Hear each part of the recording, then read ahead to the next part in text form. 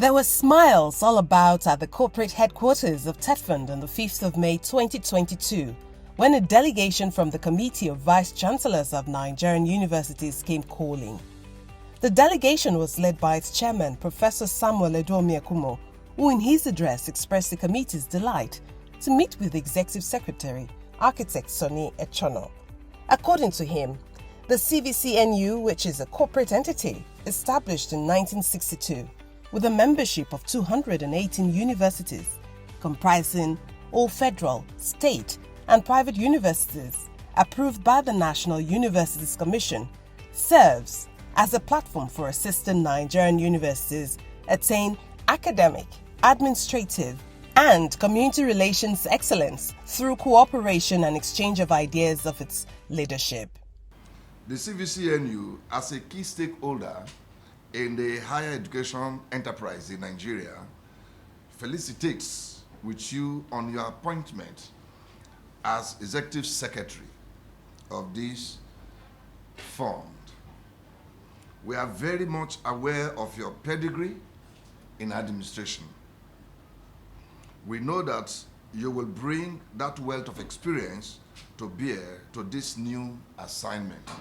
Professor Edomiakumo reminisced that under the leadership of Architect Echono's predecessor, Professor Suleiman Elias Bogoro, TETFund was quietly transforming its role and operations to its beneficiary institutions with a laser-like focus on research, innovation, capacity building, and information technology. And with that, they had begun to witness new trajectories in the fund's interventions. He believes that Sonny Echono, as a key factor on the board of TETFund during that period and now its team leader, will continue on that trajectory. The chairman revealed the work being done by the CVC-NU to combat plagiarism in final year essays and theses. We are comfortable that you will continue with these trajectories and introduce new vistas that will add value to higher education provision in the country. As you may be aware, the CVC-NU is working closely with the fund to deploy the thesis digitization for Nigerian tertiary institutions. This is in addition to deploying our homegrown plagiarism detection software called EgoScan. The application is a best-in-class solution that will enable all final year and postgraduate students undertake a plagiarism check before they submit their long essays / thesis. Deployed by a team of software engineers from 6 public and private universities in Nigeria.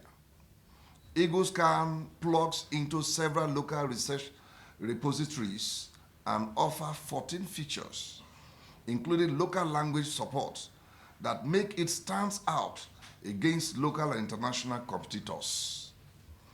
The fund support for both projects is a significant turning point in the efforts to develop a national academic research repository. The CVC-NU General Assembly, through the delegation, approached the Executive Secretary with the following appeals. 1. To request a review of the funding support to beneficiary institutions to access Tier 1 journals and repositories for the improvement of research capabilities of staff and students. 2. To help build the capacity of academic staff for generating content, especially video and 3-dimensional images, to support teaching and learning. 3. Professional certifications in current IT platforms such as cloud computing, front-end development, cybersecurity, and data visualization. 4. To work with universities and the NUC to implement a learner's analytics or educational performance data aggregation project that will use artificial intelligence to slice and dice academic performance at all levels. 5. To champion planned distributed ledger artificial intelligence, augmented reality, and quantum computing DARK 4000 project, which seeks to galvanize support for the training of 4,000 Nigerians in dark technologies. The plan is to train a minimum of 500 MSc and PhD students in each of the cocktails over the next 5 years to develop a strong talent pool that will drive research, innovation, and adoption of dark solutions for the country. 6. To support a medical mobility and exchange program for health sciences between Nigerian universities and their counterparts in Egypt. The program is being anchored by the North Africa Regional Office of the Association of African Universities and supported by the government of Egypt. It will facilitate the exchange of staff, students, and teaching and learning support in the health sciences. 7. Consider a university's asset valuation project that sees the universities as an essential form of investment by the federal and state government, which has grown to over 106 institutions since 1960. Responding to the chairman, the executive secretary of TETFund, architect Sonia Chano, said the fund considers the committee a key stakeholder, especially in the efforts to leverage on ICT. And that's why we are very proud that we are collaborating with you in our current review efforts, particularly in the area of leveraging on ICT to improve the delivery systems for curricula in our universities. We pledge to not only continue but to expand this collaboration between TETFund and the CVC,